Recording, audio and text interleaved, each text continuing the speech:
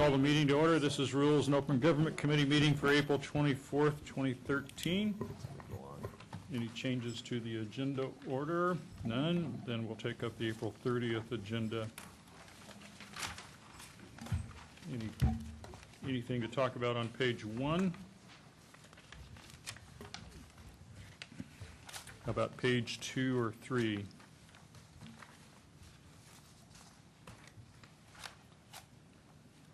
Page 4 or 5?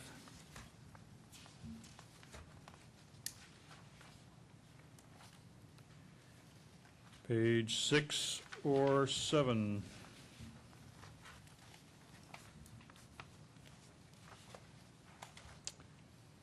Page 8. We have a couple items that we've designated 8.1 and 8.2 to be heard no earlier than 3. Got to think about whether or not that's the best time. We'll come back to that. Anything on page, well, there's nothing on 9. Page 10 or 11, that's the financing authority. We got a recommendation to defer those to May 7th. So we would have, is that all financing authority items? Yes. To May 7th? Yes. All right. Anything else to talk about on this particular agenda? I do have some requests for additions. Proclamation for Dia de los Niños, Councilor Campos. Commendation to Angel Alejandro Antonio Martinez from Councilor Campos. Councilor Chu's travel to Sacramento. Okay. I've got 2 of those, one in April and one in May, and then my travel to New York City. I would just note on the second travel for Councilmember Chu, that's not the appropriate funds. It would have to come from district funds per policy.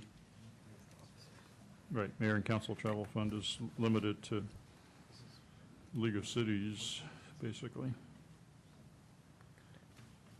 Any other additions, changes, requests? How about our time certain designation for the IPA and Police Department reports not earlier than 3? I think 3 seems a little early given the other items, but I don't also want to have a 30-minute break. Again. Yeah. Yeah, if one of these or more of these gets postponed or not. So not earlier than 3 probably is reasonable. Yeah.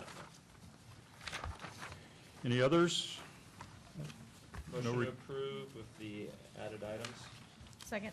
Motion is approved with the changes and the additions. No request to speak. On the motion, all in favor? Aye. Opposed? None opposed. That's approved. May 7th agenda would be next. Anything on page 1? I think we should probably do the closed session at 9 because we still haven't covered all the things that we were planning on covering the last 2 times. Agreed. 9 o'clock, we'll probably still be going through the major cases. Or we could set it at 8:30 so people are ready to work at 9. Some people were ready to work at 9. Well, a few of us. Okay. Anything else on page 1? Page 2 or 3?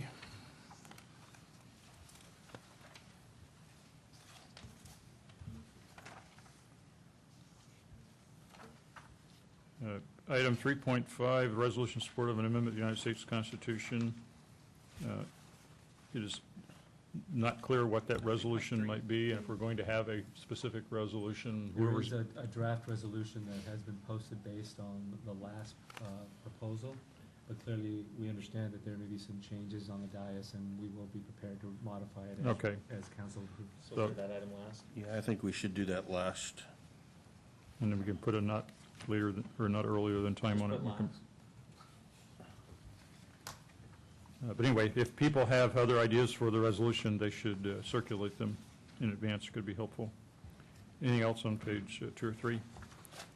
Page 4 or 5?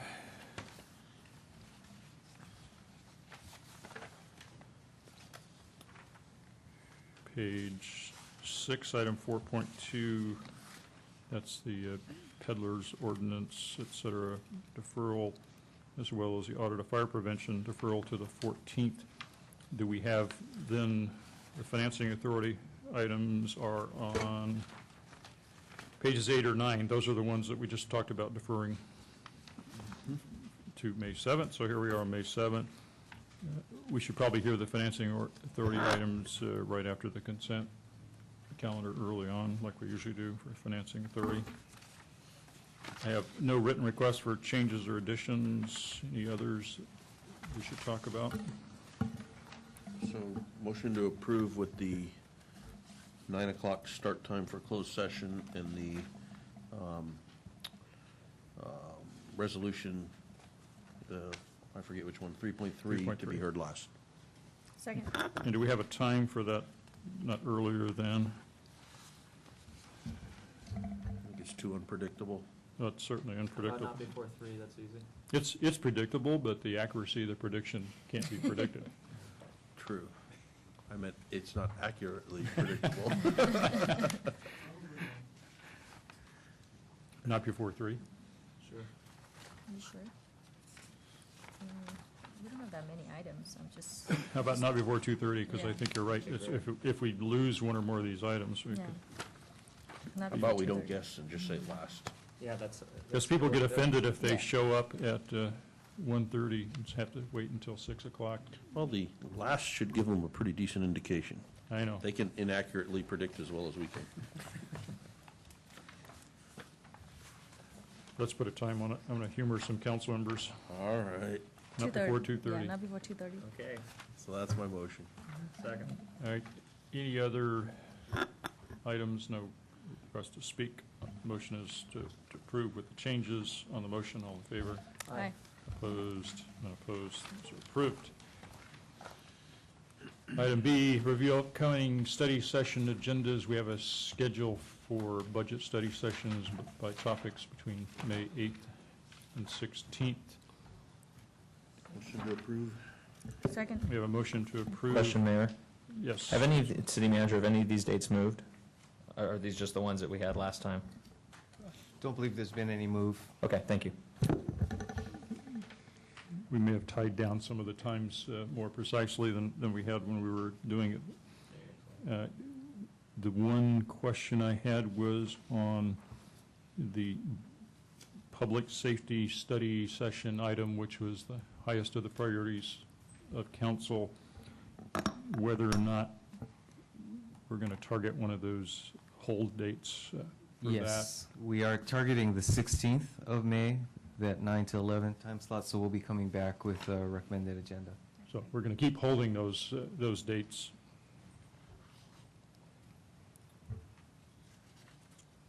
And then with the study session being separate, my guess is that public safety won't take the full 1:30 to 5 o'clock on the 9th. So looking at all this, I think we'll probably be pretty close to be able to keep this schedule. I think it's a schedule that we can pretty well adhere to.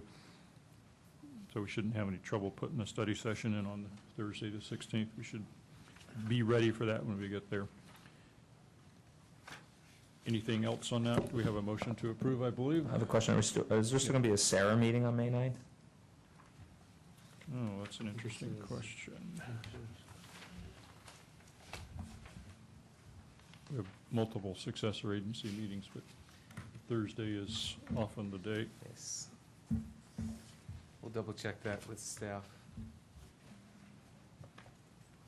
Yeah, because we're also holding Wednesday, May 15th. So if there is a conflict with a successor agency meeting, we could adjust that. Anything else? The motion is to approve. On the motion, all in favor? Aye. Opposed? Not opposed. That's approved. Legislative update, we have nothing at the moment. Meeting schedules, nothing to talk about that we haven't already covered. Public record, anything public record committee wants to pull to discuss? Motion to note and file. Second. Motion is to note and file public record. On the motion, all in favor? Aye. Opposed? Not opposed. That's approved. Boards, commissions, and committees, nothing to do at the moment. We have some legislative matters. Staff has recommended that we move to the council agenda. We have a half a dozen of them. let's just see if there's any particular discussion on any of them, or we can take them all at once. Do we have a request to speak on any of them? Okay. Let's see if the committee wants to get into any one of them. These are recommended for a one-week turnaround. I think all of them are, so it would put them on the council agenda next week. So I would just ask a question since it's tangentially related to G5. The recent news reports about people exporting homeless to our city from other areas. I know it's not addressed in this particular bill, but is there anything that we as an organization are planning to do to follow up on that and see if that's the case and what the impacts to our city have been? It's actually such a good idea because it's bigger than one city. Yeah.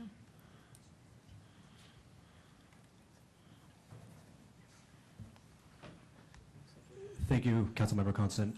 We haven't looked into this particular issue yet, but we can take a look and follow up with you at a later date. Okay, I think it's something we should, as an organization, be looking at. Well, it might come up on Tuesday. Okay, we'll be prepared. Okay. Especially if it stays in the news. Anything else on these? Can we take them all? Motion to approve? Second. All of them? Motion is to approve the legislative recommendations, which are items 2 through 5. This group, any further discussion on the motion? All in favor? Aye. Opposed? None opposed. Those will all go on the council agenda for next week. Item G6 is Downtown Wireless Network Incentive, a memorandum from Councilmember Liccardo regarding some ruckus wireless boosters as to use as incentives for businesses. Councilmember Liccardo's here. I'm guessing he'd like to speak to his memo. If we make a quick motion, will we cut them off? No. Nice try. I only wanted to add that I think there may be some additional staff work on this, recognizing there may be some legal issues with regard to dispersal of surplus property. And so I think if I'm not right, PJ, it probably should go back to staff and then come back to either this committee or to the full council, whichever the committee's pleasure might be. Well, so let the staff take a look at it. Do we have possession of these already? Because if we don't have They've been possession of them offered. already, and Ruckus is just going to donate them to us, then they wouldn't be surplus, and we could maybe handle it differently. Good point. Thank you, Mayor Reed. PJ Smet, Acting Chief Information Officer. They just showed up yesterday. We haven't had a chance to process any of the paperwork or anything yet. Box isn't open? Not quite received. The box is not open. Yes, that is correct. Return to sender. So our intent is to figure out the best way to disperse them. We need to work with some of our community partners like the Downtown Association and as well as Ruckus and SmartWave and what makes sense. So to Councilmember Liccardo's point, I think it makes sense for us to do a little staff work on this and bring it back. Okay. Motion to do so. Second. Motion is to refer to staff and just bring it back here with whatever recommendation you might have to move ahead, and we can move it on to the council if it's even necessary to go to the council and deal with it. Actually, it may be helpful just to know now whether that it is necessary to go back to council. If it is, then maybe this should just go. Well, that's the question that we're going to have to look at. If it is surplus property, the question is how much delegation have you given to the city staff to deal with surplus? If it falls under those rules, we have to look at the agreement to determine what the agreement says with regard to the boosters. Okay. Who can have access to those, what the city can do. So there is some review. I'm not saying it's not going to be doable. It's just we haven't had a chance to look at those issues. Okay. Thanks, Ed. Okay. Motion is to refer this to staff and bring it back as appropriate on the motion. All in favor? Aye. Opposed? None opposed. That's what we'll do. Item number G7, airport curfew fines, a request to refer to the council, question of whether to increase the amount of fine for violations of the airport curfew ordinance, a memorandum from Councilmember Liccardo and Chu. Councilmember Liccardo, you want to speak to that one? Just briefly, I'm sure my colleague from District 6 would have a lot to say as well about what we've been hearing since the latest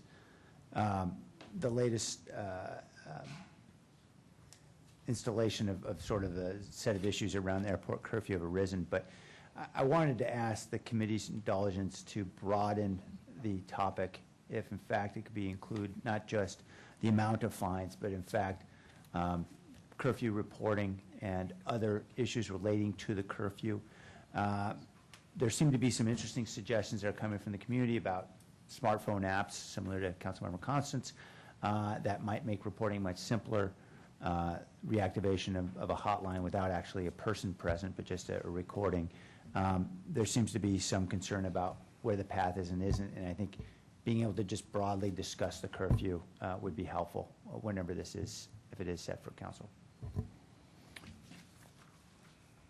So we would refer this to staff to figure out what we might be able to do, or you're wanting the council to say whether or not we're interested in doing something first? Well, I'd be interested, obviously, in staff's input about what our range, our scope of options is. Okay. And then coming back to council to decide that. Whether that goes through committee first or not, it's certainly this committee's decision to make, but ultimately, I'd like to have that discussion in council. Okay.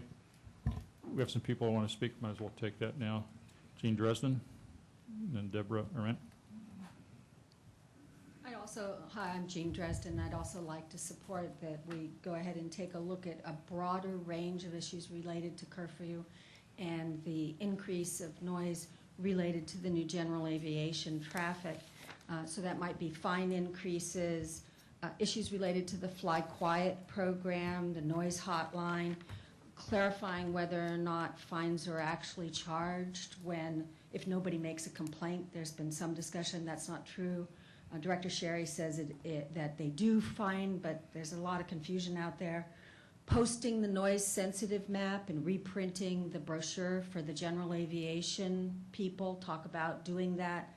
We've had 6 hours worth of flying in the noise-sensitive residential area by one pilot this weekend. He clearly didn't get a copy of the map.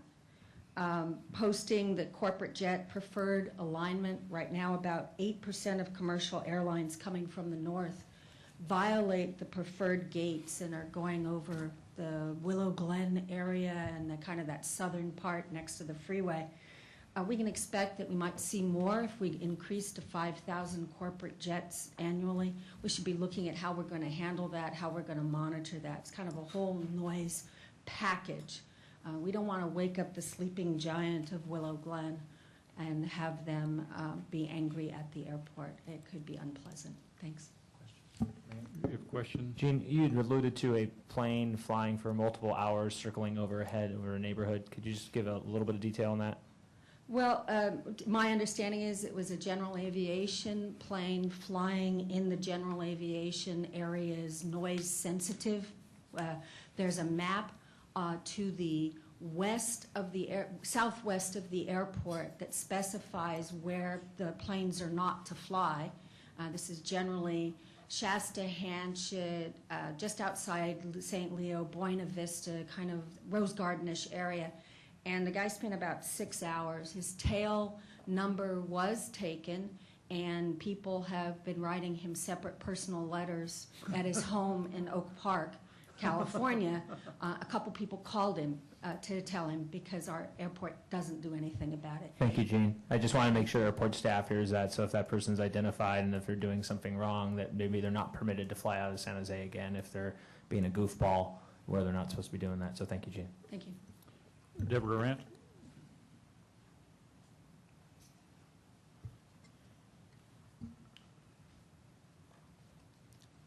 Hi, I'm Deborah, and I'm here from Shasta-Hanchett Park Neighborhood Association. I want to reiterate the fact that we would very much like you to look into increasing the fines, or at least making them, they're supposed to be a disincentive. $2,500 for private aircraft is very little in the way of funds.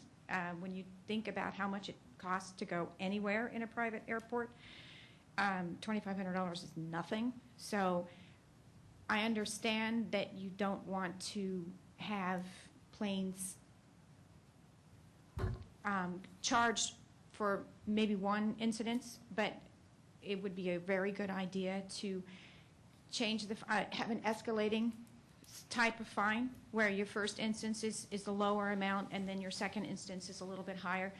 And that needs to be tied to the plane and the pilot, not the LLC, because it's pretty easy to change LLCs.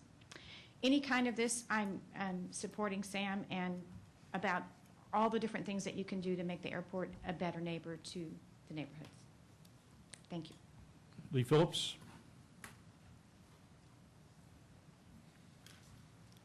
Thank you. My name is Lee Phillips. I live at 225 Lincoln Avenue. I believe, Mr. Oliverio, I've already emailed you. One night, it was a Friday night, I forget the date, it was last spring. There must have been 6 violations, and I took note of the times of each violation. I emailed you, and you basically said, well, you know, this thing's just going to happen now and then. Well, like the woman previous to me, you know, I'm not a mathematician, but if I run a stop sign, you know, and you fine me $200 or $300, finding someone who owns a private plane $1,200 doesn't seem quite fair. You know, we know with neuroscience now that sleep is really important for people, and without that, you know, everything is just much more difficult to deal with. So I am a light sleeper, as is my wife. That is true. Still, I've been here since 1995, and there does seem like quite an increase in airport noise between the 11:30 and 6:30 curfew. Thank you. That concludes the public testimony. So I don't think we got a motion yet. You want to put comment there? Yes, go ahead. So for airport staff, since some of this is going to be going to the FAA to understand what we're allowed to do as a city, how much time is appropriate to gather that information? I know council can make a recommendation, but also there has to be the knowledge of, is there the ability to make a recommendation? Or just Yeah, Kim Aguirre, Assistant Director for the airport. I would say if we had maybe 60 days, it depends on the airport staffing and the FAA staffing and what they're going through right now with furloughs and everything. It may take a little longer now versus what it might have a couple months ago, but we can certainly give an update in 30 days and maybe get back with something more in 60. Okay, and much appreciated. So I'd certainly like to make a motion to approve the memo. I'd certainly like a broader conversation, if willing, from the Rules Committee, and then to have that discussion in a time appropriate, maybe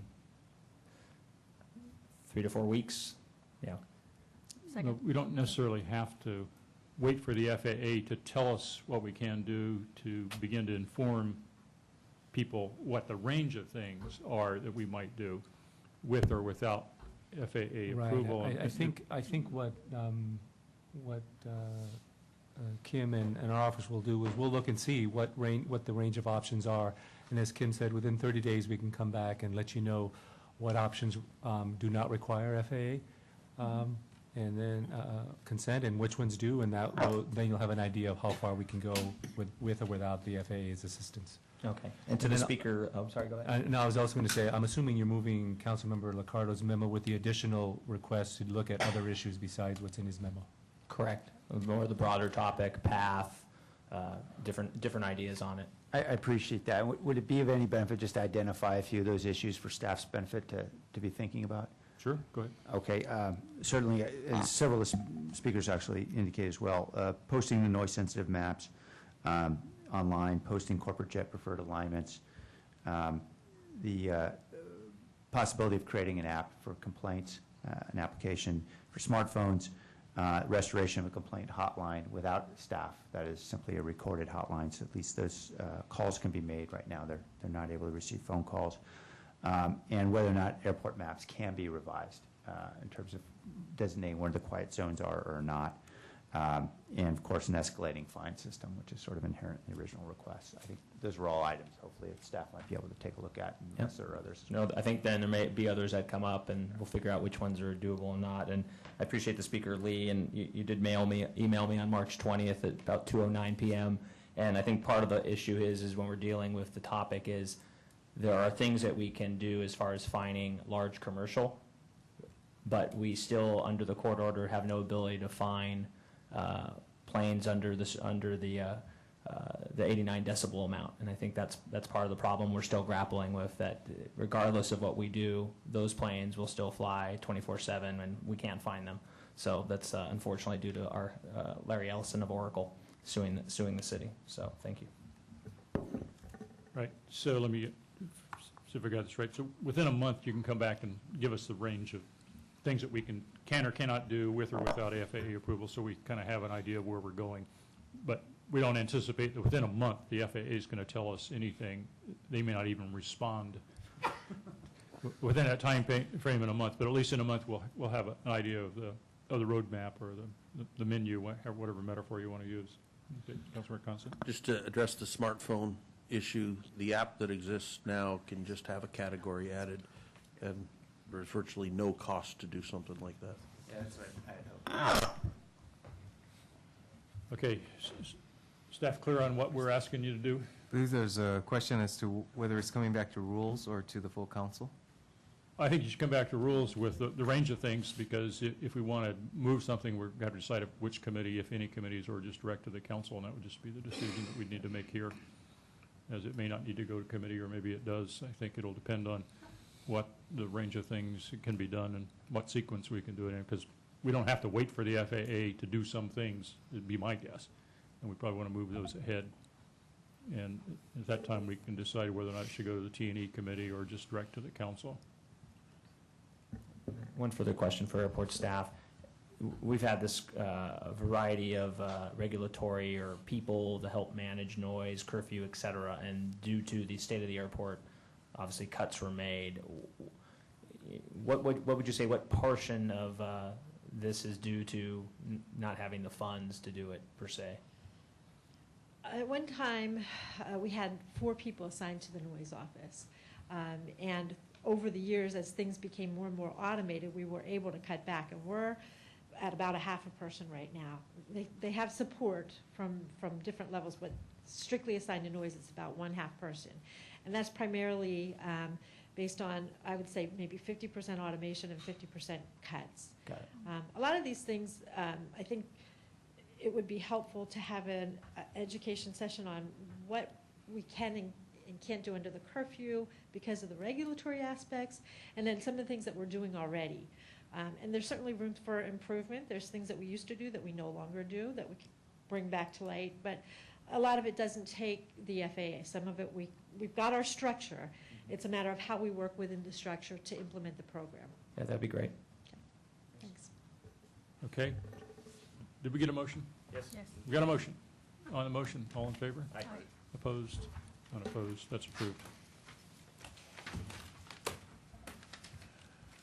I think the last thing is open forum. Any cards under open forum? We have no requests to speak under open forum. We're done. We're adjourned.